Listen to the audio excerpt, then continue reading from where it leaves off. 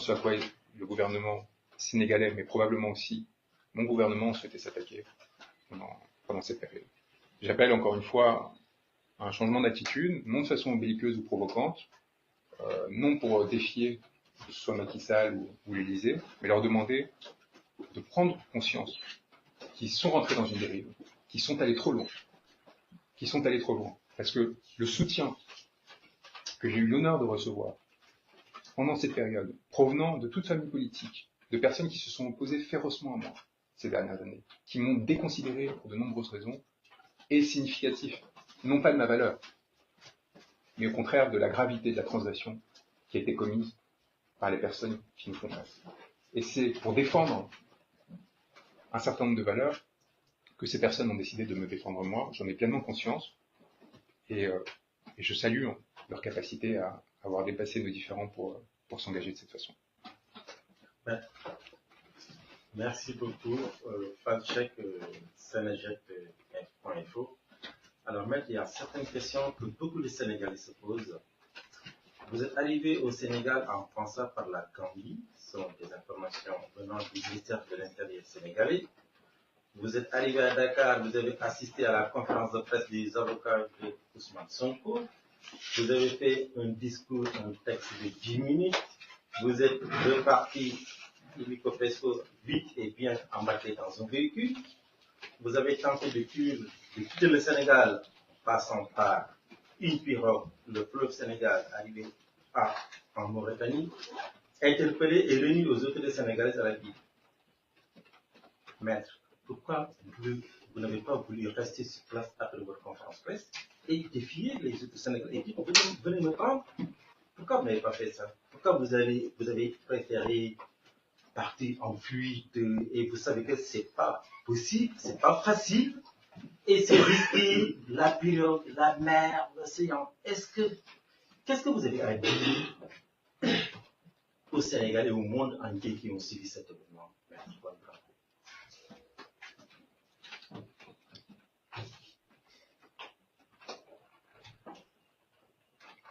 Que si on regarde objectivement, avec un peu de distance, tous les éléments, qu'ils soient vrais ou faux, que vous avez énoncés, deviennent insignifiants si on regarde la situation dans son ensemble, encore une fois, du Sénégal, et le caractère massif des violations des droits fondamentaux du peuple sénégalais et du nombre de personnes qui les subissent aujourd'hui, et des conséquences potentielles que cela peut avoir pour le destin de millions de personnes.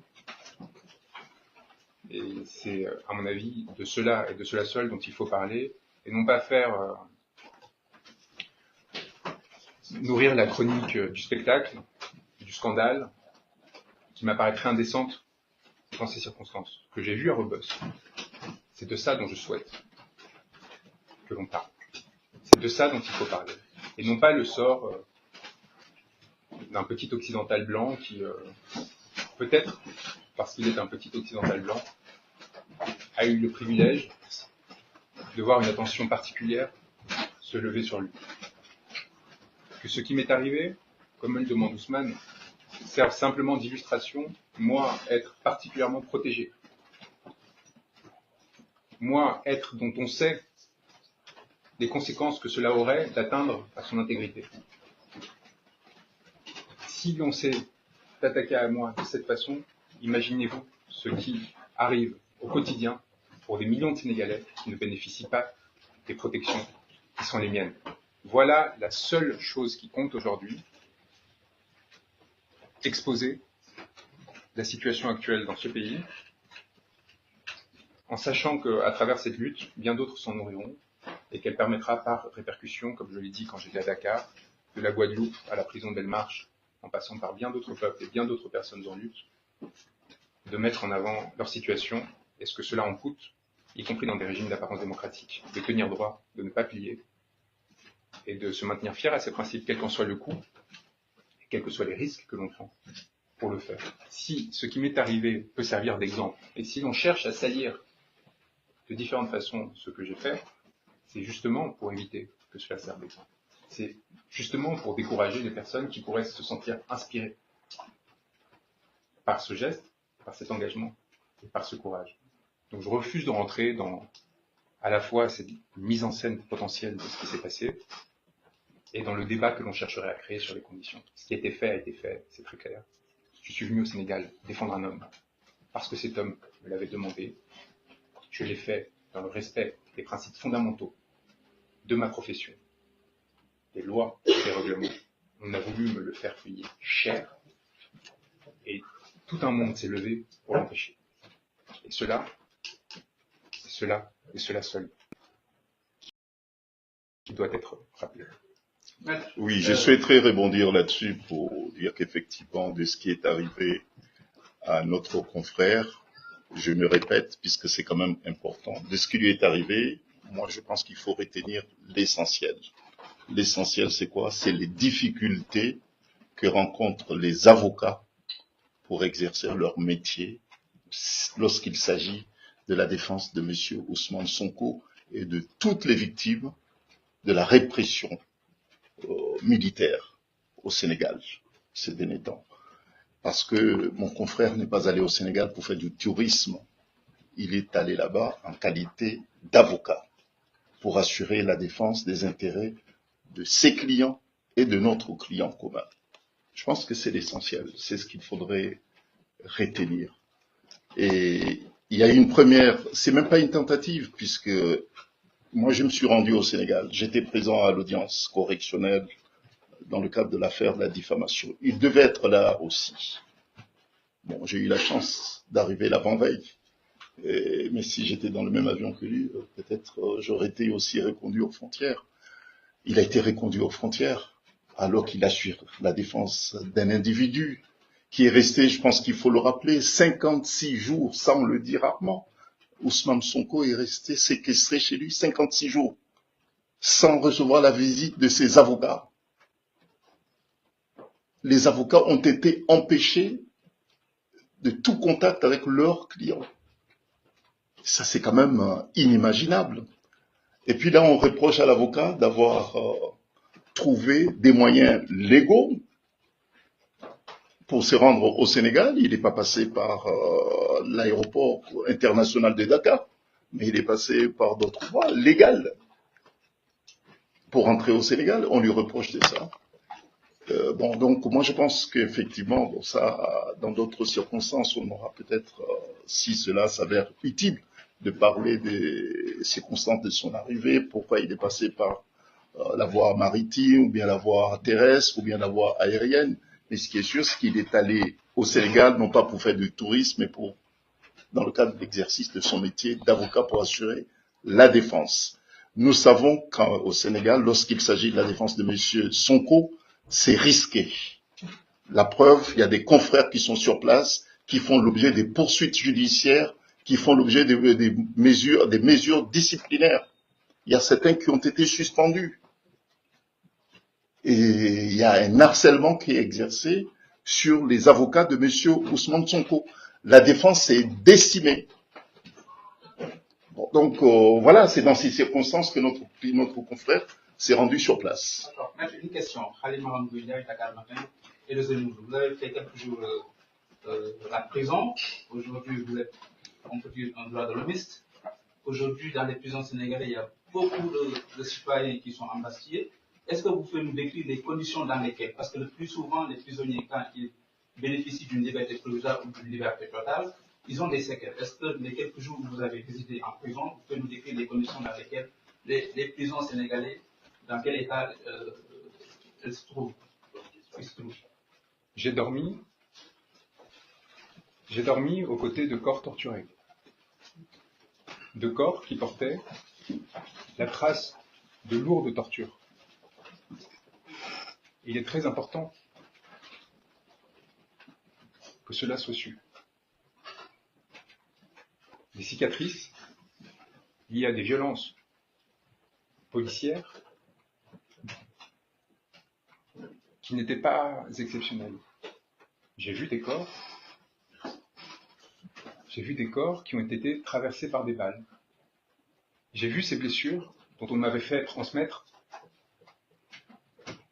des photographies, des preuves documentaires, qui ont été adressés à Confrères International et aux juridictions françaises. Je les ai vus de mes propres yeux, entassés par centaines, dans des conditions inhumaines, inimaginables, dans lesquelles des individus ne peuvent se déplacer, faute d'espace, pour aller uriner, sont obligés de faire leurs besoins sur place, souillent et entachent ceux qui sont à leur côté, et restent pendant des heures dans cette position, sans pouvoir s'allonger, s'écarter, ou tout simplement circuler. Cette situation, elle est le fruit direct des choix politiques qui ont été faits par le régime actuel. Parce que cette surpopulation carcérale massive, on parle, encore une fois, je le répète, d'une prison construite pour 600 détenus, qui en accueille 3000. 3000. Cette situation, elle est le fruit du choix d'une répression féroce, massive, utilisant la justice pour éliminer les adversaires politiques. Les adversaires politiques à toutes les échelles. Il y avait à mes côtés des individus qui ont été placés en détention provisoire par des magistrats sur ordre direct du président de la République, parce qu'ils s'étaient sentis offensés d'une comparaison qu'ils avaient pu faire sur un post sur Facebook. C'est important de l'entendre. Ces hommes, c'est des pères de famille, cet homme en particulier, Mohamed Bilal Diop, est placé en détention provisoire, donc sans jugement, depuis plus de 4 mois. Pas de casier judiciaire, maire d'une commune. Il continue d'ailleurs à exercer depuis la prison son mandat, comme il le peut. Et donc je veux encore une fois que ces mots traversent les murs de ces prisons et les fassent rugir. Eux qui sont détenus dans une situation où ils pourraient se croire oubliés, sans espoir, ou abandonnés par des personnes qui, l'ayant traversé éphémèrement comme c'est mon cas, en seraient sortis et préféreraient tourner la page et ne plus jamais les regarder. C'est l'inverse qui va se produire. Ils ont commis l'erreur fondamentale de me faire voir ce qui ne saurait être vu, parce qu'encore une fois, même mes confrères n'ont pas accès aux chambres de détention, qui sont évidemment retenues au niveau des parloirs, donc ils entendent ce que leur dit leur client. Mais moi, je me suis retrouvé au milieu de ces personnes, de leurs espoirs, de leurs craintes et de leurs inquiétudes, et c'est ce qui m'a amené à demander à Ousmane Sonko d'arrêter sa garde à vue, sa grève de la faim, parce qu'ils ont besoin de lui. Ils ont besoin de cet espoir qu'il représente, parce que cet espoir, c'est tout simplement celui de retrouver une vie normale, de sortir de cet enfer. Il faut aussi que les personnes qui se rendent au Sénégal pour faire du tourisme, pour retrouver les leurs, aient conscience qu'à quelques pas de là, sur la corniche de Dakar, au centre de la capitale, des milliers d'êtres humains sont entassés comme de la volaille, parce qu'ils ont osé penser, lutter, militer. Est-ce que vous pouvez quand même nous préciser, parce que c'est important pour l'avenir, les conditions auxquelles votre contrôle judiciaire sont assortis exactement? Pour des raisons diverses, je préfère ne pas parler du fond de cette affaire, qui n'en est pas une. Qui n'en est pas une à mon sens, et qui n'est qu'une pièce dans le rapport de force politique qu'a tenté de mettre en œuvre le régime à l'égard de son principal opposant. Et donc, commenter le fond de cette affaire, ce serait rentrer dans le piège de ces dialectiques. C'est de la même façon, et pour cette même raison, que je ne rentre pas dans les arguties juridiques qui touchent la situation judiciaire d'Ousmane Sonko. Nous avons tous conscience aujourd'hui que cette situation judiciaire est directement le fruit de son engagement politique, et d'ailleurs, quelque part, heureusement qu'il est enfin poursuivi, politiquement, de façon assumée, après des années passées à le salir, à tenter de le dégrader, de pouvoir enfin assumer la nature politique des poursuites qu'il subissait. Aujourd'hui, M. Sonko, il n'y a pas besoin de supputer à cet égard, c'est assumé par le pouvoir et poursuivi pour des raisons politiques. Donc, les infractions pour lesquelles il est placé en détention provisoire sont politiques par nature, atteinte à la sûreté de l'État et ainsi de suite. Et donc nous pouvons enfin discuter honnêtement de la situation de M. Sonko sans nous perdre dans les questions relatives en effet à la diffamation, aux conditions de... Enfin, le vrai débat se pose. Est-ce qu'il est normal, acceptable, est-ce que nous souhaitons qu'il soit possible de faire arrêter un opposant politique parce qu'il est un opposant politique? C'est aussi simple que ça aujourd'hui la question qui se pose. Est-ce que le fait d'avoir des mots consistant à résister à des injustices et à proposer des réformes fondamentales de ce pays peuvent suffire à amener à se retrouver privé de ses droits et emprisonné. M. Sonko a souhaité que je vous rappelle, c'est un point important, que tout cela commence par sa radiation quand même. C'est-à-dire que M. Sonko devient un acteur politique de son pays parce qu'il dénonce les faits de corruption et qu'il est radié de la fonction publique. C'est-à-dire que tout commence par une persécution. Tout commence par un engagement de sa part dans une forme de vérité et de défense des intérêts populaires qui, à l'époque, était désintéressé au sens politique du terme. Il ne cherchait pas à se faire élire, il dénonce quelque chose, il est radié de la fonction publique, et au lieu de se taire, de s'écraser, il prend à la volée le problème et il décide de s'engager. C'est très bien. Eh bien, maintenant, aujourd'hui, on en arrive à la situation qui fait qu'on cherche à lui faire payer par des peines qui peuvent aller jusqu'à la perpétuité cet engagement-là. Ça, c'est important aussi qu'on le sache, pour plusieurs raisons. D'une part, parce que plus vous accroissez le coût de l'engagement politique dans une société, moins sa vitalité démocratique est possible, pas seulement à l'égard de la personne que vous sanctionnez, mais à l'égard de tous les autres qui se sentent intimidés. Ça, c'est important. Que quoi que vous pensiez des positions d'Ousmane Sonko, vous êtes en train de détruire l'édifice démocratique d'un pays en acceptant sa persécution.